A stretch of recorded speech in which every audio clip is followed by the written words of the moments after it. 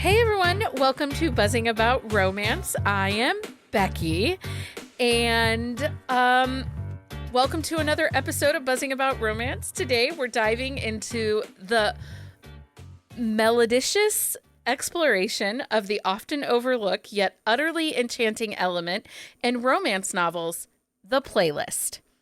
Joining for this episode are our co-hosts Amanda, Jenny, and Heather. Together, we'll unravel the magic behind the song that authors carefully weave into the fabric of their love stories. From setting the tone to inspiring pivotal scenes, these playlists hold the power to elevate our reading experience. Whether it's a soundtrack that mirrors the character's emotions or a collection of songs that embodies the essence of the narrative, we're about to embark on a musical journey through the world of romance. So grab your headphones, get cozy, and let's delve into the symphony of love found in every note. Hi, guys. Hi. Hey. How are you? That's How are you? quite an intro, man. Did you like that? Yeah. Did that make you happy? Heck yeah. Okay. I do not have a romance term of the week. I don't know. Does anyone have a term they need defined? Mm-mm. No. No. I don't have one either. So we can skip that and dive headfirst into the heart of today's episode. Let's explore how this term I didn't discuss a term. See, I wrote this thinking one of you would have a term, and I didn't have a term. Anyway, we're going to talk about music, playlists and books, and whether we like them, whether we could give or take them, how music plays into our reading experience. We'll talk about what books have some of our favorite playlists and whether or not playlists are even your thing, because I'm the odd man out tonight. I don't do playlists at all. That's okay. So, throughout the evening, these wonderful co-hosts will be dropping authors and playlists for you to add to your own personal playlist. So first up, what are your overall thoughts on the role of playlist in romance novels? How has this element enhanced your appreciation of the genre? Do you like playlists in your books? Yes, I do. No. No. No? Heather's a no. I can't listen to them while I'm playing, like reading. Oh, no, I don't No? do that either. I don't either. But so then when do you listen to the songs? Because that's what I'm curious about. Because, and I have big thoughts about other aspects of the music into the stories. But, the author feels these songs are part of the narrative of their book. And when I read, I like the silence. I don't want to be talked to. I don't need noise in the background, because quiet is a finite element in my house. Nobody is ever quiet around here. And quiet is limited, it's only so many certain windows of quietness. So if you're reading along a book, especially ones where the authors will put the song at the top of the chapter, do you go looking at that song to see how it plays into that chapter? I mean, I don't know if I read any that do the song at the top of the chapter. Maybe, but I generally will look at it ahead of time and see if I recognize any of the songs. And then maybe while I'm reading, I'll look some of them up to see maybe what they go with. Yeah. But I don't listen while I read. If I come across it or whatever, I'll look it up, and then I have my own playlist that I add music that are in books, and then I just add it to that. Okay. What about you, Jenny? Usually if it's in the front, I'll give it a glance, kind of see which songs I know. And I think it gives an overall feel of what the book might entail. But I don't usually go looking up songs that I don't know unless they're explicitly labeled within the book. Okay, so that's another piece a little bit too. Do you think that the songs that are on these playlists influence your reading experience? For example, like you will go, if they mention a song, let's say they're dancing in a club and they mention that they dance to that song, and do you go and look it up then at that moment? Does it influence then the vibe for you in that book at that moment? For me, it does. If like Yeah. it's a pivotal like thing in the book, like if it's just like briefly mentioned, usually like you'll hear like an artist name drop and then like it kind of alludes to what the song is. But yeah, if they give a title and a track, like yeah, I'll usually go look it up. What about you, Amanda? If it's in the book, yeah, I'll usually go look it up. I don't remember the last time I had one that I didn't know. A lot of them have been stuff that I know. So, and I think especially if it's one that I know that it will maybe enhance or influence, because I did, so book club read this month, there's a song that gets dropped in that book. And I had just listened to that song, and it fits very well with that book. And So what's so the I don't know. song? You can want me to say, tell? I don't know yeah. if you want me to spoil it. Okay. No, yeah, spoil So it. What's the song? it's And you can say the okay. title of the book. Okay. So it's, what's the third? What is it? It's what's the third one? What saves us? What saves What us? saves us? I keep saying the wrong one. So We do because I read too. all three at once. Yeah. So, but when when Shane is singing to Kat, he sings Broken Halos by Chris Stapleton. Uh-huh. And I was just like, that's perfect. Like, it's a perfect song for that book. Like, she doesn't have a playlist or whatever, but just kind of drops that song. And I was like, that's perfect. And it enhanced that scene for me. Okay, so it just adds a little bit extra to that Yeah. scene. So I can remember reading a Katie Evans book. I think it's one of her man whore books. And there is a Vegas wedding. And again, these books are a little older. So we're talking like 2016, I think, is when this one is published. And the song that is mentioned in that book is 1,000 Years, which is the Twilight song. Mm-hmm. And I remember thinking, isn't that the Twilight song? Why is the fucking Twilight song in a book from 2016 for grown-ups? Because Twilight's not for Because grown-ups. everybody used it at their wedding. Okay, but Oh, yeah. also It was a that big wedding song, I can't tell you how many times I come across a playlist that song is listed. I like that song.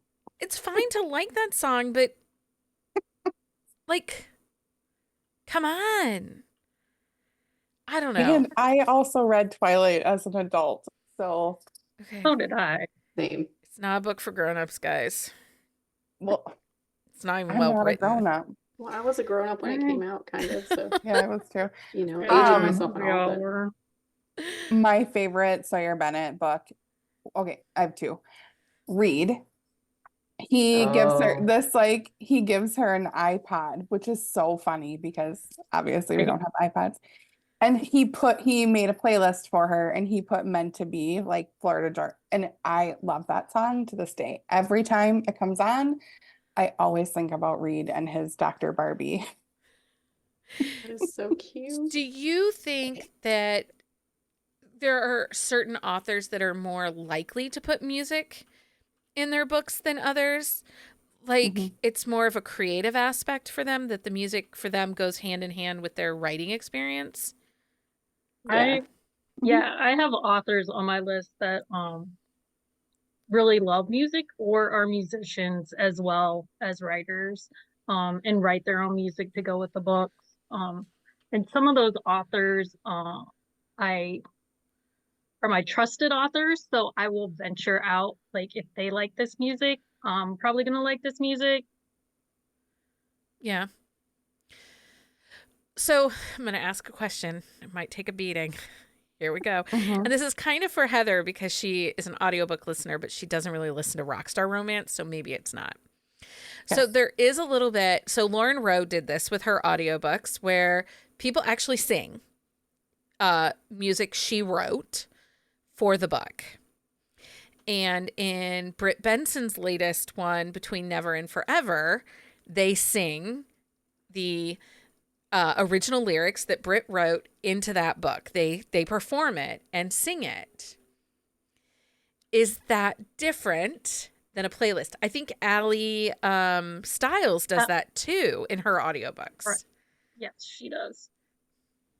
So, and she's a trained musician, so like it's not like she's just right. But playing how do you spaghetti on the feel wall. about audio singing performances in your audiobooks? I've never heard one, so I guess I would have to maybe like listen to one or two. Well, and in like Lauren Rose books, she'll have actual YouTube links that you can, if like you're reading on your iPad, you can click over and watch the video and listen to the song. I did that with hers. Did you do that? Yeah, I did with Swoon. So what did you think about that? I didn't mind it because it's similar to me going to look up a song when I'm reading. So because I wasn't actually, I wasn't listening to the audio, but yeah, I was interested. I think I finished the book and then went back and did it just to kind of check it out. I mean, it was interesting. I mean, I think that's how I did it as well, because I read on my Kindle, so I have to go over to my phone, open the Kindle, click the link. Yeah. Same. So I liked it when Lauren Rowe did it. I really liked it. But I did listen to the audio of Between Never and Forever, and I didn't love it over there. It didn't work for me, but I really liked that story, and I felt like the singing was a distraction. It didn't enhance the story. Yeah, I would have to listen to it in the middle of a book. I've never listened to one where they did that. Like they just jump into the song. Yeah. Really? Okay. Yeah. Yeah. It's kind of one of those like, huh. And it's interesting because authors you wouldn't necessarily think our music are such a big deal. They do rely heavily on music to influence the vibe of their books, to help set tone. Which I find interesting. Like Katie Evans, she uses music a lot to set her tones. The latest Jenna Hartley, Reputation, every chapter is a Taylor Swift song. But we'll talk about that later that comes up actually, because I did a very unscientific poll survey over on our Instagram stories today. And it was very interesting. What's your favorite romance novel with a memorable playlist, and how did the songs enhance your reading experience? Do you have an all-time top favorite book with a playlist in it? I do. Go for it. Shout it out.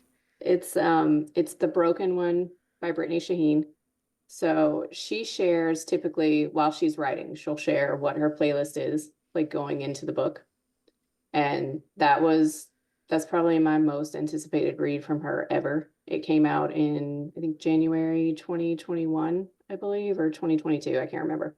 But anyway, it was, so she teased it out. It was a big book for me. The book had like a lot of feels, and I don't know, there was something like every song on that list. Like I don't listen on Spotify. I listen on Apple Music. So because I get it for free. So that's where I listen to stuff. So I'll check out a Spotify list, or I'll check out a list at the front of a book, and then I will recreate it in Apple to listen to it. Yeah. So I had that playlist like on my created. I listened to it before the book came out. I listened to it after it came out. I still have those songs, the majority of them, on a playlist that I listen to a lot. Okay. So it was, I don't know. I think it was just a very anticipated book for me, and it hit me in a lot of different feelings, and a lot of the songs were new to me, which doesn't typically happen a lot. Like I usually know a few of them and connect, but it was some familiar artists, and I don't know. I love that playlist. You love that playlist and that song. But yeah, I think it was Wrecked by Imagine Dragons. It was the first time I ever heard that song, and I still listen to it all the time, and it perfectly encapsulates like the damage that these two go through trying to be together. So What about you, Jenny? Do you have a favorite romance novel with a memorable playlist? Kelsey Kingsley, like most of the time, her playlists align pretty much with what I normally listen to, and Warrior Blue is probably my favorite book from her. So that would be my favorite. Dermot Kennedy, he uses him a lot, and he is like one of my absolute favorites. What about you, Heather? I don't like, I go through playlists when I see them, and then if I like a song, I'll put it on my playlist. So I have a few, like I Hate You, I Love You. That was it was like a college romance book that was really great. I loved that one. Megan Quinn actually had one in her book. It's called Fallen, and it is a really beautiful song. And every time I listen to it, like, so I think one, I have my own playlist, and then when these songs come up, I like remember the book. Does that make sense? Yeah. But not whole playlists. And I also struggle to listen to a whole song. all the No, I way think through. that's fair. My attention span is like that of a gnat. No, I think that's fair. So I did ask over in our very unscientific Instagram poll, and responses I got was Maybe Once, Maybe Twice by Allison Greenberg, Little Lies by Helena Hunting, Cooper by Lulu Moore, which I know is on your list, Amanda. I have it coming up for another question you're going Okay. to ask. And then Amanda Richardson, apparently her books have really great playlists in them. Yeah, and I forgot all about it until you said that. And Hazel Jack's Fire Island books apparently also have really great playlists. But this brings up a question because Jenny said she really it's an artist that she likes this author tends to use, so that really helps her experience. But there is a downfall to these playlists and these popular music references in books, right? Because if somebody doesn't vibe with that style of music, or someone doesn't like that specific author or artist, because like Mariah Carey, she is an artist for me that I do not like. Like if I hear her Christmas song even once in a Christmas season, somebody needs to die. Like I think elves and reindeer die every time that song plays. I'd rather hear the one that's Whamageddon. I'd rather hear that 7,000 times. Come on, Becky. I like Wham. Than Mariah Carey. So if you use an artist, especially like right now, so I asked another question over on Instagram about what is like a popular artist that we often see used in novels and in playlists right now. And of course, like more than half of the answers were Taylor Swift, and lots of responses were, and it's overdone. But if you have someone that's not really into that style of music or is not a fan of hers, you potentially just ruined that book for that reader. Yeah, but I think too, like I don't listen to every playlist. So if I look at a playlist and I don't necessarily vibe with the songs on it, I just skip it. Like I just don't look at it in relation to the book at all. Yeah. Same.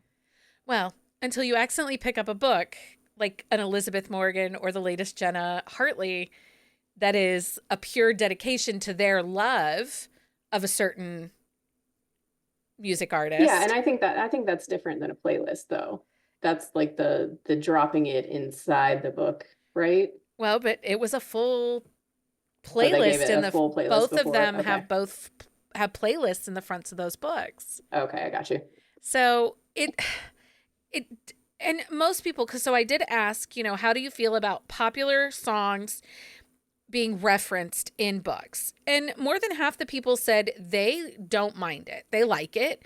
And about 40% said no, they don't like it. Because I think it becomes a little bit of a sticky wicket because music is very personal. Mm-hmm. It And is.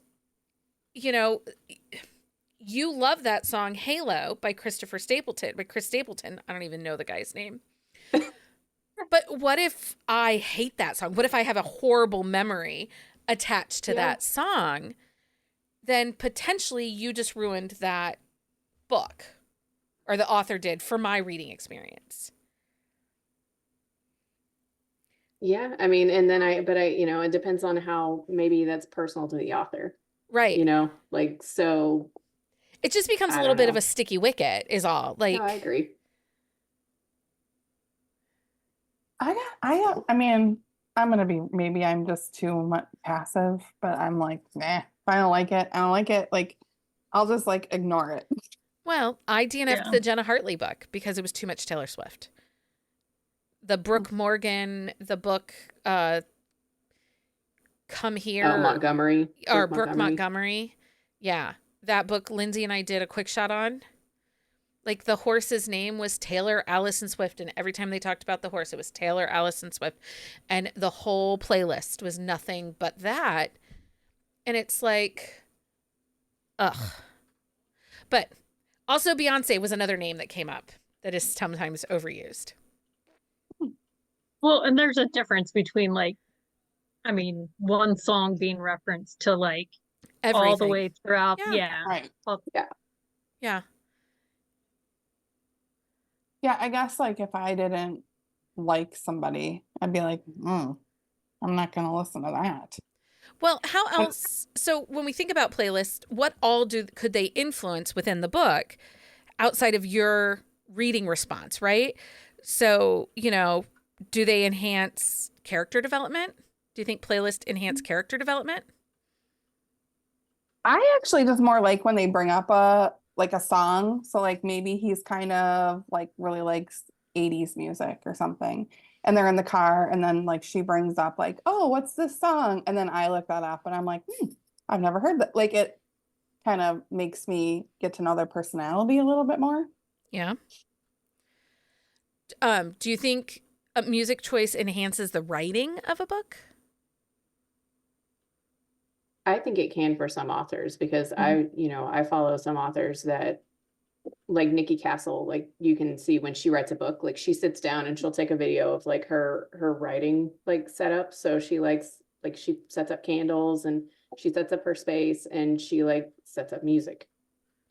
And I've seen like several authors do that. And I think, I don't know, obviously I'm not in their brain or anything, but I feel like if they're very driven by music, like I like to listen to music. Like I can't work out if I'm not listening to music. Like I listen to music in the shower. Like I listen to music when I'm driving, if I'm not, listening to like an audiobook or something. So I don't know. I think maybe if it just helps drive your focus. Yeah. Do you think it can set the tone of the book? Like a specific playlist can set the tone, help the ebb and flow of the tone of the book? I think it can, like, but that's what I said though. Like if I don't necessarily vibe with a playlist, then I just don't listen to it. So I think it maybe just depends on my mood. Like if if I look at something and I'm like, oh yeah, this really works for me, and it kind of sets me into how it's going to be. Yeah. I think they can set the mood of the book, sort of like these people are very moody, or like there's like angst. I mean, like I think if you think about a soundtrack, if you're watching a movie, a soundtrack can kind of make you feel things. And so it kind of makes you feel like, is it angsty? Is it less angsty? Is it more fun? You know what I mean? Like, yeah, no. I think it can build the anticipation for a book. Like Amanda was saying, she had the playlist before the book. So you listen to it before and you kind of get the feel and emotions of the book before you read it. Like maybe helps prep you, get you into the same headspace a little bit. Yeah. For the book. Do you Ashley James put one out for her, like coming up, her Dirt Road Secrets. And it's kind of like very cowboy and country. And which is interesting because, just because you read cowboy romances, you might not be a cowboy or a country music listener. Right. And Yeah. so that could one, help create the setting, but also again with the disconnect, it could, like, Mhm. and not every cowboy listens to country music. Some of them might True. be like secret 80s hairband rockers. We don't know. Mm-mm. Do you think that there are certain artists or type of music that lends itself more to the romance books than others? Like, obviously, you are not going to listen to Smashing Pumpkins and think romance, right? Nine Inch Nails is not screaming No, romance. well, I'll disagree with the Nine Inch Nails Okay. because Who uses Nine Inch Nails in there? they don't use it, but there's in Savar Miller's like King's Trace in that series, there's a book, the second book, which is Sweet Solitude. And yeah, Nine Inch Nails, The Hand That Feeds is like it loops on my brain Oh. when Okay. when I read that book. Okay. It's bonkers, but I it just don't think works. anybody's using like Rage Against the Machine to set the mood. Yeah, no. I mean, it was a mood. It was definitely a mood, but probably not one you would necessarily associate with romance. Like, I could see Dante by Sadie Kincaid maybe having some rage when he's like shooting people. Yeah, I mean, see, it can work in certain situations. But it's not necessarily the first type of music I think about when I think about the romance genre. Who knows? But I was actually, so I now like in your posts that you can have music on Instagram. I really love that. So I will make notes when I'm reading a book about a song that's in there or whatever. And I'm a girl who likes some dark romance. I don't have triggers, but there aren't a lot of really great songs that make you feel like that kind of have that dark romance kind of feel, right? Yeah, They're hard to find. they are hard to find. Well, okay, so this is something that's interesting because I really liked how this was done. So I want to talk about this. In the case of book to screen adaptations, how important is it to maintain the essence of a book's playlist?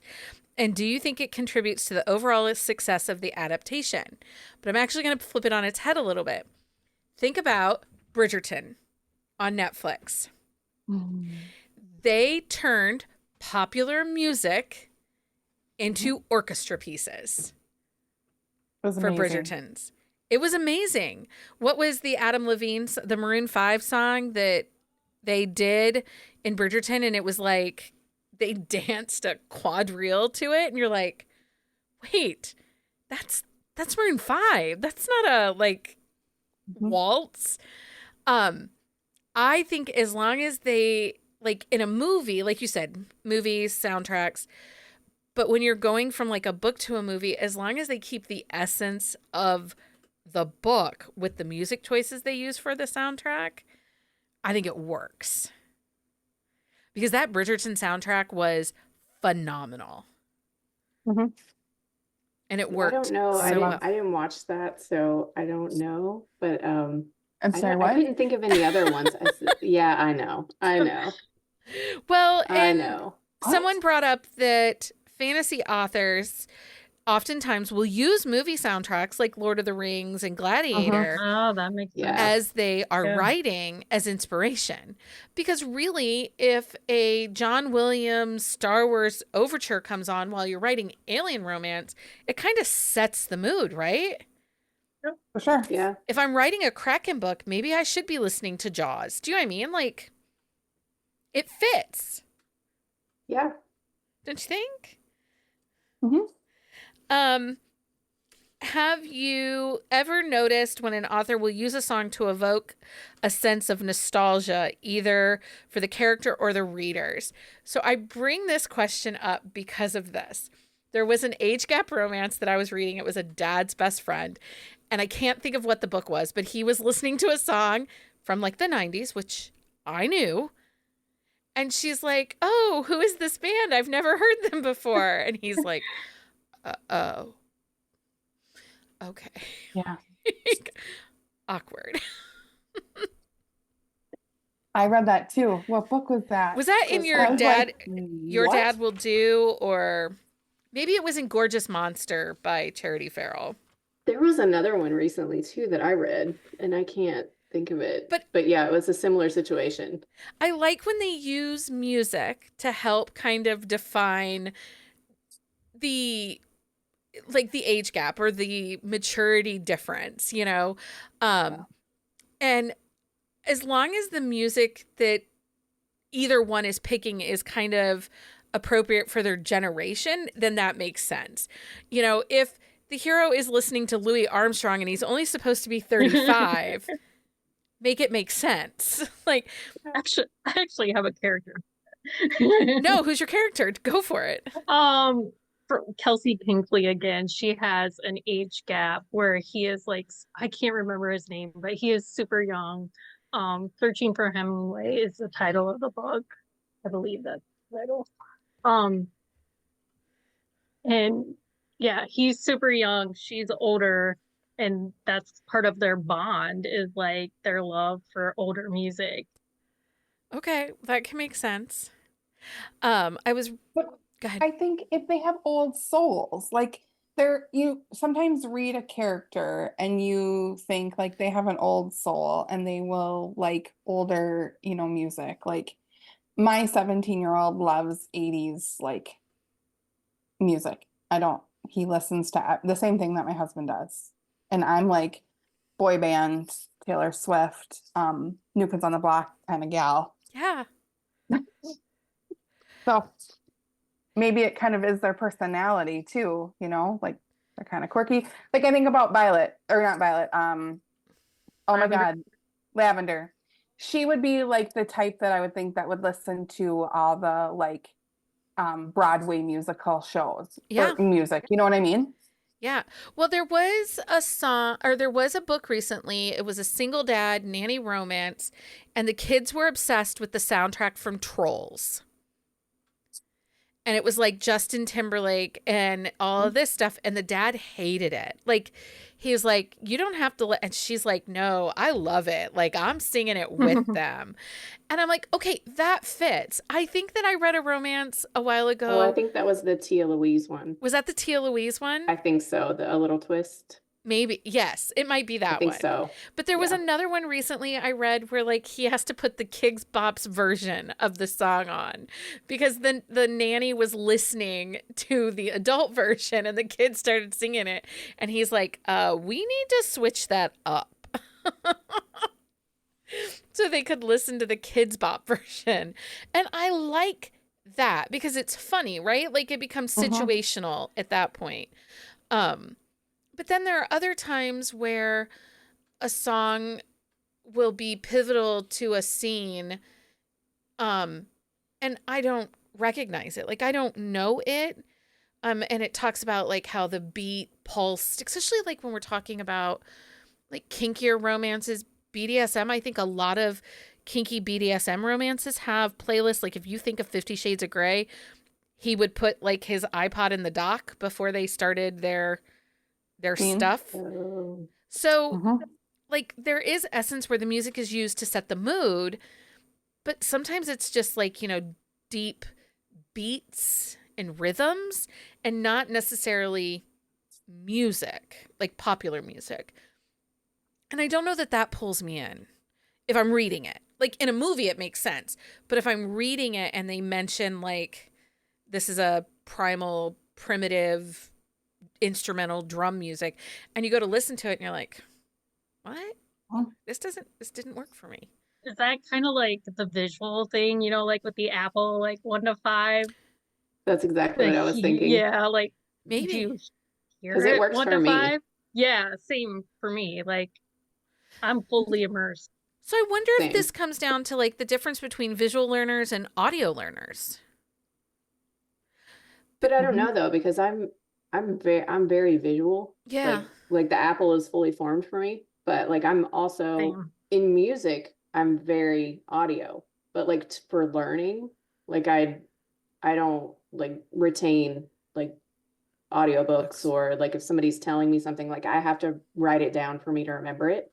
But I'm very into music.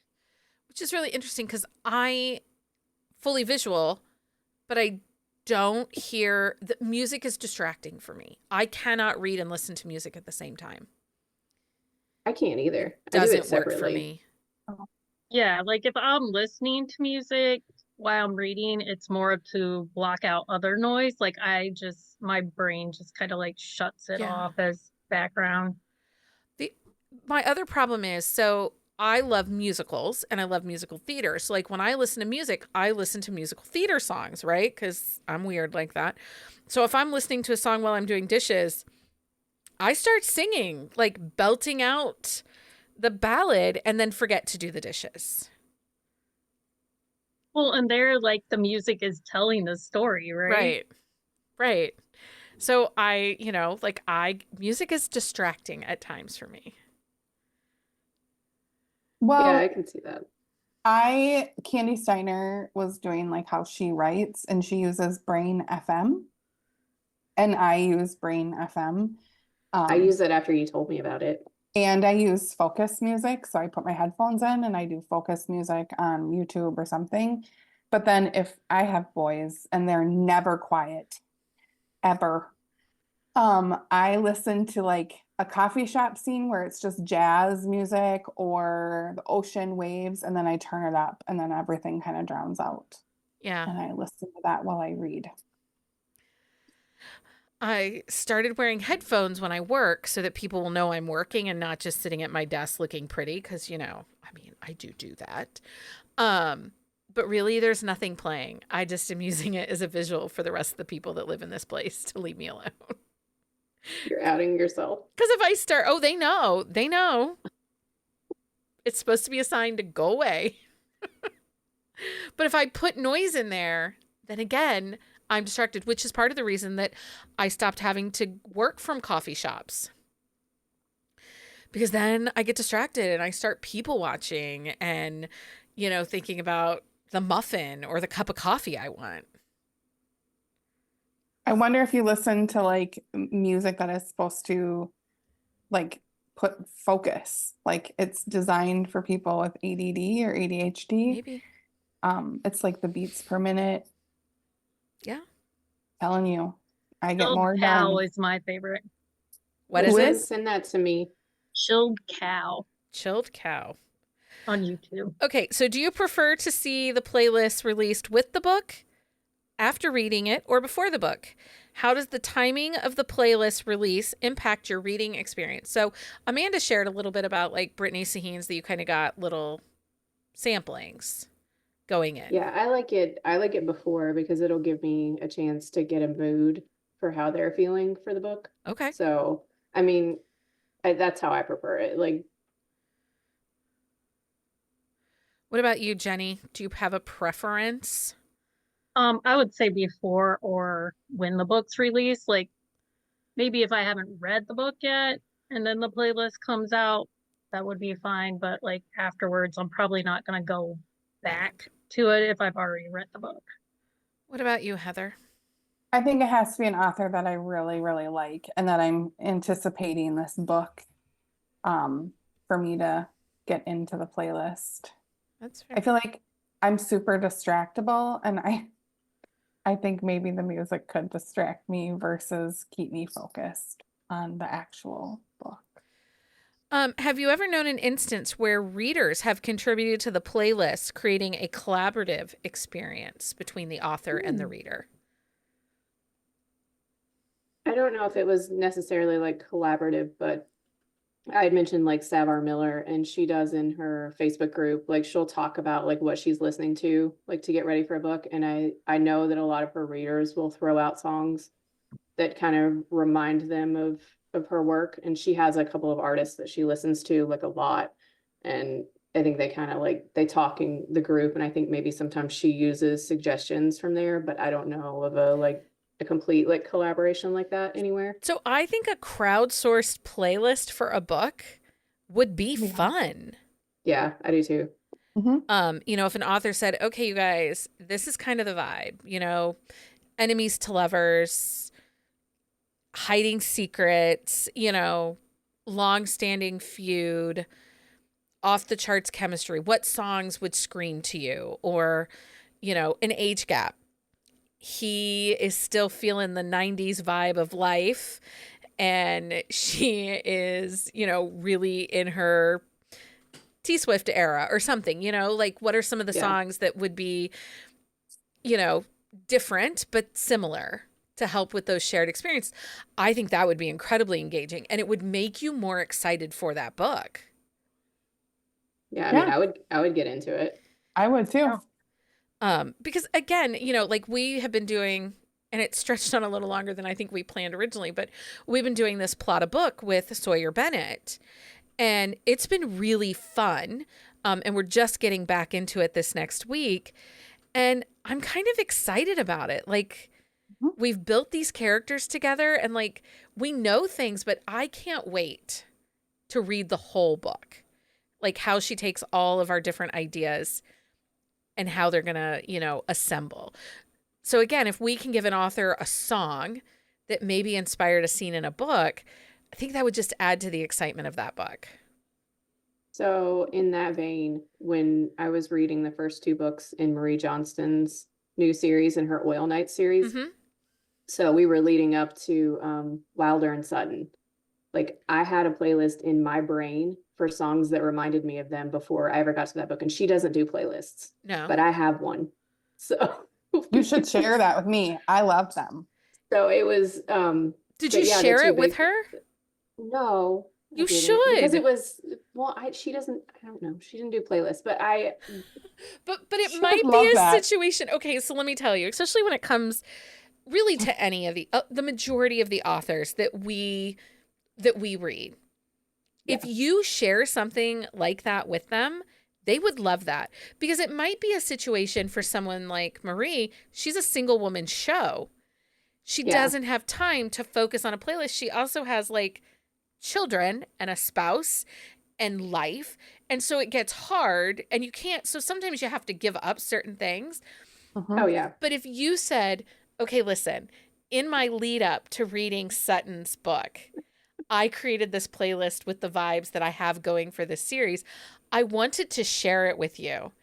She, I think, would be incredibly responsive and excited about that. Oh, 1000%. But then I don't feel like I'm bothering her, but yeah, okay. No, you are so You're not not. bothering her. She's probably listening to this right now, washing her hair and like yelling and freaking out. So Marie, if you are listening, make sure you message us and let us know that Amanda should share this out with you.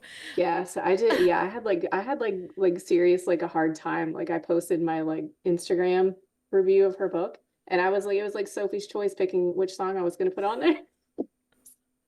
I'm gonna need the playlist for sure. I'll have to go back and look because I don't know if I saved it. So, but I know most of it.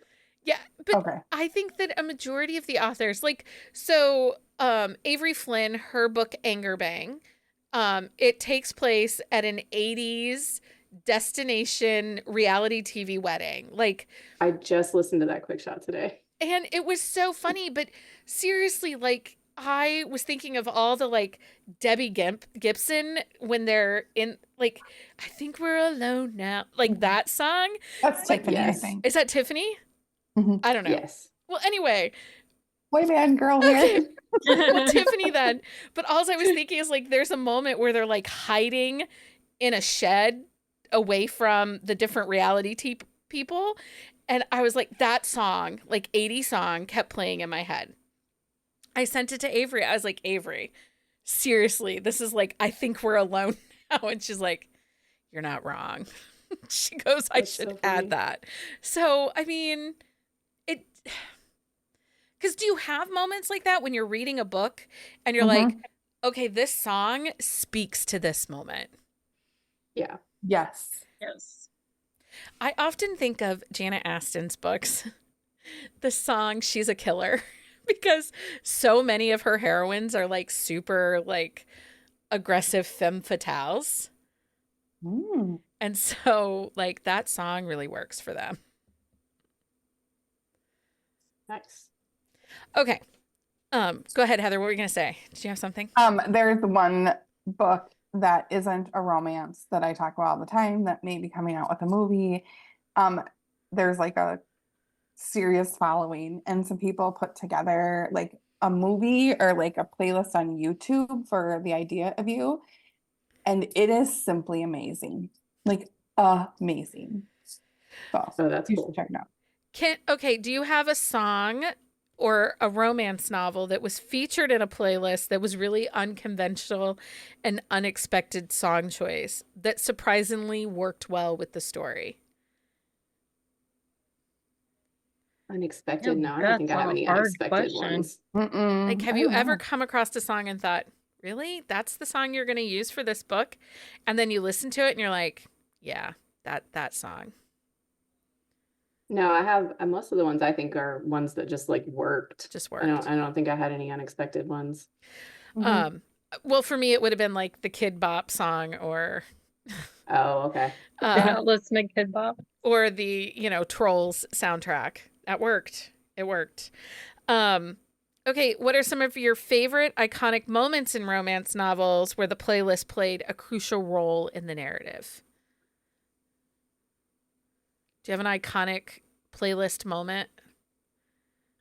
I think it's probably like when they dance Okay. or like maybe Like a song at a they're in wedding? the car and they like figure out like they both are like listening to this song and they're like, oh yeah, I'm like really in love with this person. I always like it when, but not really, if I read an epilogue and it's a unique song to walk down the aisle. Oh, Yeah, like Kelly Jameson's. Like Kelly Jameson's, yes. What was that song? Because that's in Game Changer, right? That has Yeah. the The fact that you and I don't even have that book memorized is just there's something it's wrong with shameful. us. There's something wrong It's with us. sad. Well, okay, and so that's a really funny playlist moment. Mhm. In the first book in that series, what's it called, Heather? They get married in Vegas, like wake up married, and they're on a road trip Oh, from yeah, Vegas to that's LA. the Wynn brothers. Yeah, the Wynn brothers. In that book, they are driving through the desert fighting over what songs are going to play on the radio. Like Mhm. it's a whole thing. And he hates Yeah. every song she picks. And he just like slams it shut and like, we're just going to have to sit here in silence. And then she's like, well, let's play 20 questions. And she puts her bare feet up on the dashboard and he is freaking out. Like, I think that's hilarious. Oh my God, I got to go back and read that book because God damn, that whole series is good. Theo doesn't wear socks, which makes me love him even more. so I think we're asking like about how it plays into Yeah. how the playlist like plays into the book. So that's probably where I would bring up Cooper by Lila Moore. Mhm. So like the playlist is part of the story. So Cooper is the main character, he's a hockey player, and Freddie is the female main character. So she's like an interior designer and she lives in England. But her thing is playlists. Like she creates them all the time for herself. She's constantly listening to them or whatever, and they get to be friends. And so she starts like sending him playlists. So he does a bad thing and they have a moment, and his grand gesture is to create a playlist for her, like that encompasses their relationship. So like the first playlist she sends him is it's like British bands. So he picks like his favorite from that, and the first one that he sends her is Wonderwall by Oasis. I cannot hear that song like anymore and not like scream in my brain that Freddie is Cooper's Wonderwall. Like legit, like every time I hear that song now, it's like a huge part. And then a different part of it, he's like there's another song, it's like Maggie Rogers, like Leave the Light On. And so he goes on to tell her and he's like, I will always leave the light on for you. And I like sobbed. Like I just can't, like, I don't know. That's probably, other than Britney's, that's probably my favorite playlist, favorite? but it's like a huge part of the story. So we're talking before we started, how do you find these playlists for the books? Sometimes authors do print them in the front of the book. Sometimes they're chapter headings, but sometimes they're not anywhere in the books, because I went looking today thinking Ophelia Martinez's Industrial November book, which are rock stars, would have like, we know that music was big for those for her, but her playlists are not printed in her books. But where did you find it, Jenny? On her webpage, there's a tab for all of her playlist. Yeah. So Amanda, how do you find playlists if it's not just in the book? Most of the time it's in the book. And a lot of the authors will link like the Spotify link Yeah. in Mhm. so I'll pull it up on the phone or whatever. Even the Lauren Rose stuff, like the YouTube links and stuff like that. A lot of times I get it in their like reader groups in Facebook. Yeah. Yeah. Or Like if they're doing it like that. their newsletter sometimes has them Oh too. yeah. I Yeah. didn't even think about that. But yeah, I didn't think about the website because I totally thought Ophelia had playlists too. I mean, so I'm not good at Spotify and I know Amanda's on Apple Music. I'm on Amazon Music I'm using Google Play. and Jenny's using Google Play. Who uses Spotify? And can you just search the author's name and come up with playlists? So I use Spotify because it's cost effective with teenagers. Sure. Um, Apple Music is not cost effective, and apparently they don't. I think why probably kids and maybe other people really like it is I think you can share out, right? Right. And I think you Yeah. can collab or whatever. So like my son Owen has a playlist with all of his hockey friends. So I think that's why. So I use Spotify. Okay. But No. do you search authors' names and come up with playlists then? Yes, sometimes they come up and sometimes they don't. So like I have tried to look up Lulu Moore's just now and I couldn't find hers. But I have Ashley James. I know Jessica Peterson also has playlists on Spotify. But the thing with Spotify is I think it's like almost like a QR code. So like you can scan it and then it pulls it up. Well, Okay. and I guess you can follow authors, but they have to set a public profile. So it has to be a Oh. searchable profile. Okay. Interesting. And if you aren't a Spotify person, you have to pay to get the full playlist. Freebies are just bits of the song sometimes. Usually, Or- like in my experience, That's not if you been my click the experience. Yeah. like you click the link and you can't select which songs you want to listen to. You just have to Listen. listen to them in the order Yeah. they are.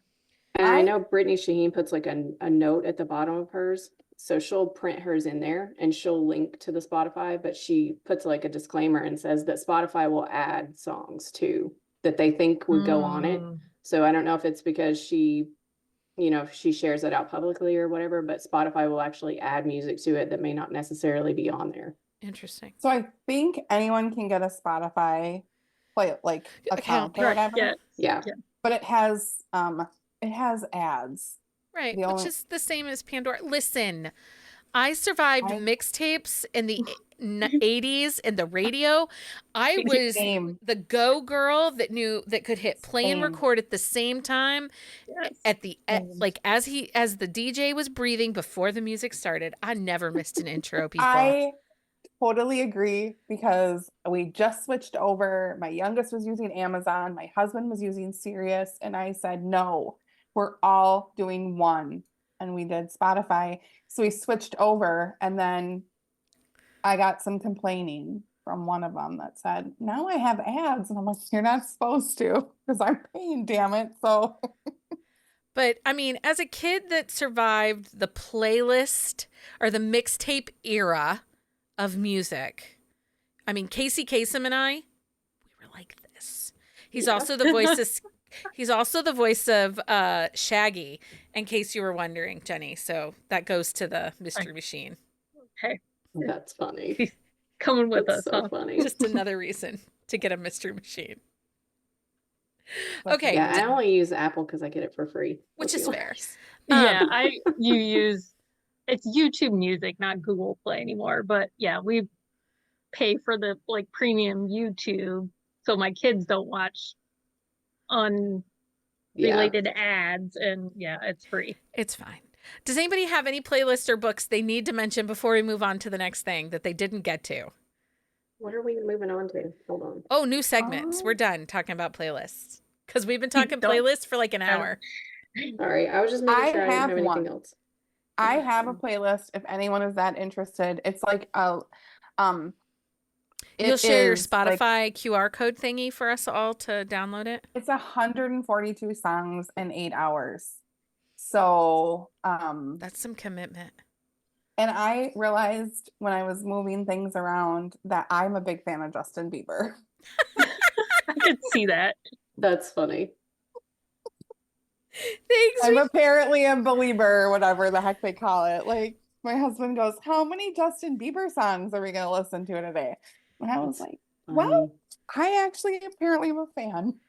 Does anyone have any other book or playlist they need to talk about before we move on? The only one that I had that we didn't talk about, I think you were asking, I don't think we talked about it, but a specific song that goes with a specific scene. Yeah. So in Sophie Lark's Brutal Prince, like there's a song in there called Sweet But Psycho. And the part where she so she eats a strawberry because he's allergic. Yeah. And that's their first kiss. And every time I hear that song, I think about that scene. But it's like, it's perfect. It's absolutely that's perfect. the song that's the alarm for my child's medication on the Is weekends. it? Yes. I love it. Jenny. What song? She's a little It's bit called psycho. Sweet But Psycho by Ava Max. Okay. New segment. Can you guess the book? Each week we will share a quote from a recent or popular Buzzing About Romance read. You have the chance to email us your guess at quotes@buzzingaboutromance.com. We will announce the correct guess on next week's show. Last week, the quote was, "Someone once told me that dreams are temporary longings. You want one thing, and when you ultimately achieve it, your dream morphs into something new, something bigger than anything else you've ever thought possible." Do any of you know what book that was from? Yes. No. It's from Hold Me Today by Maria Lewis, and Leah picked that quote. This week's quote, and I'm going to give a hint beforehand. This week's quote has been shared in places. And I know what it is. So that may give you a hint as well. It has been shared in places. Life hack. Surround yourself with women who only want to see you happy and will lift you up and cheer you on like it's their job. Which I thought was appropriate because this is National Women's History Month and Thursday was International Women's Day. And so I thought we need kind of a girl gang vibe quote this time. So Yes. This was Amanda inspired. And I actually feel like I need to read this book now because... It's so good. Yeah. Okay. It's that time, you guys. Guess what time it is? It's that time. It's time for Book of the Week. Book of the Week time. Jenny, what's your book of the week? Chemistry of the Heart by Emmy Leon. I am like in love with these books. STEM rep, and I actually have a song for the book. You have a song for the book? Yes. A Little Bit Yours by J.P. Sachs is this book to a T. It is. I love Emmy's books, so I'm so glad you love Emmy's books. And she has a new one coming out on Thursday, so. Yes, I am all yes. Amanda, The overarching storylines. and I know things, and I can't tell you things, but I know things. For sure. What a brat. That's mean. We're not name calling. And you just rub it in, why don't you? Right? Heather, That's what's what your she book of the does. week? Reluctantly Royal by Aaron Nicholas. Oh my gosh. He is a prince of this little island, and he's slated to be king. He's abdicated and then he's come back, and he falls in love with this nerdy farm girl. She's so And nerdy. So his swoony stuff that he does for her is so adorable. And he's like this big gooey cinnamon roll. And then in the bedroom, he is not. He is a dirty talker, and he is like the perfect guy. He's amazing. And I love this It book. made me and want to go out and buy green wellies, because I know. that's what she wears. And then he buys her there's cowboy boots involved. It's just so good. It's so great. I love it. Yeah. It's a good one. Amanda, what's your book of the week? Okay, so my book of the week is Dangerous Affair by Riley Edwards. It is book 7 in her Take Back series. It's the final book, and it's Wilson. He's the team leader. And we've been waiting on this book forever. And this was another one, like she used, she does like little work in progress music when she's writing. She'll like post it on Instagram. And I'm always feral for her books, but this one I was like particularly like ready for it, and it completely like delivers.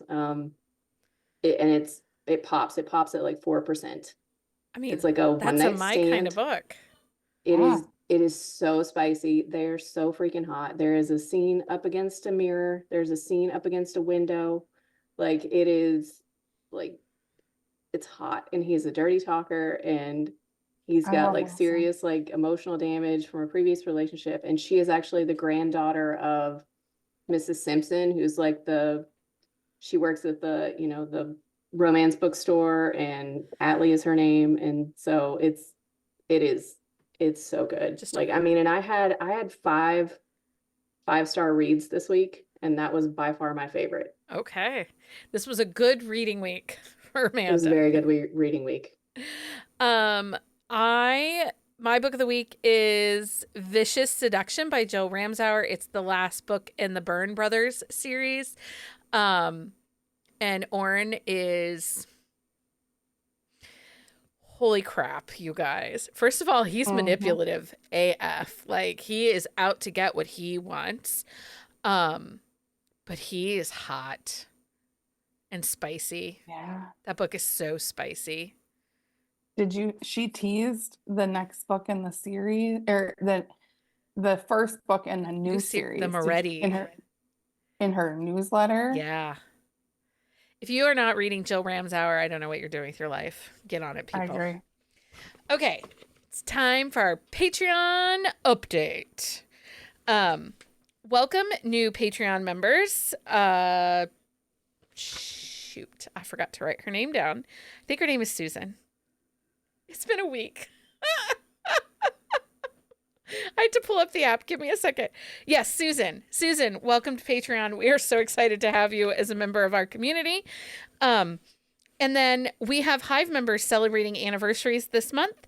Gretchen is celebrating 1 year in the Hive. She actually has been in the Hive longer. I don't know, but her anniversary date is March of 2023. So who knows? She's no. 2 years in the Hive is Tiara, which if you want if you want someone to read the bonkers and crazy books with you, go to Tiara. She's there for you for those. And then Liz, she's just steady. She's just there when we need her. Thank you so much for your continued support of the podcast. We could not do this without our amazing Patreon members.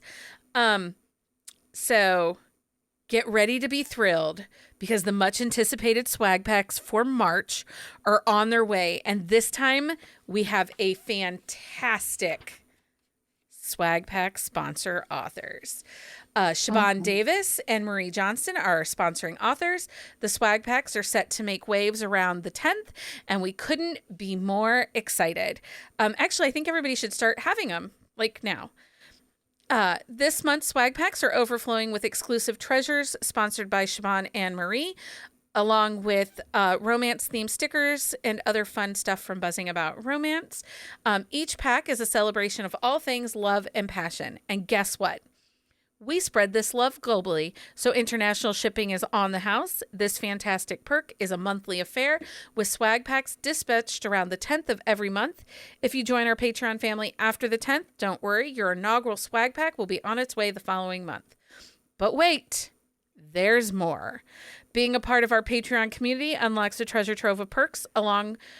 Alongside those fabulous swag packs, you also gain access to exclusive episodes, The Enchanting World of Buzzing Book Club, which is coming up this Friday.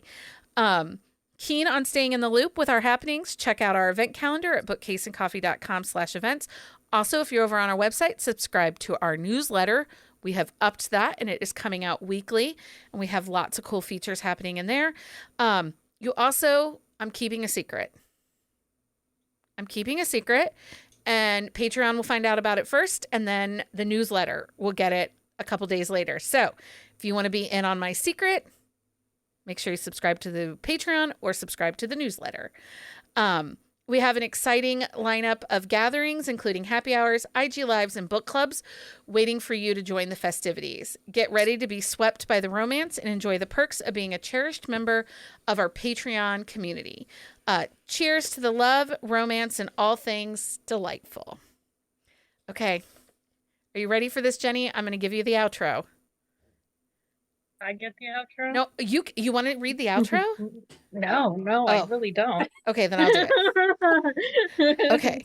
I would, but And that concludes our tuneful journey through the pages of romance novels, exploring the enchanting world of Playlist. We hope you enjoyed unraveling the magic behind these carefully chosen songs, each adding a unique melody to the love stories we adore. A special thanks to co-host Amanda, Jenny, and Heather for joining us on this lyrical adventure. As we wrap up, we invite you, our cherished listeners, to share your favorite romance novel playlists or any unforgettable musical moments from your reading experience. Connect with us on social media at Buzzing About Romance, and let the love for love stories continue to echo through the chords of your favorite tunes. Until next time, keep those playlists buzzing and hearts swooning. Happy reading and happy listening. Yay. Did you like that one? I did. Yeah. Okay. Liked it. Everyone, thanks for joining us. Until next time, happy reading, everybody. Find us on Instagram at Buzzing About Romance or on Twitter at Buzzing Romance.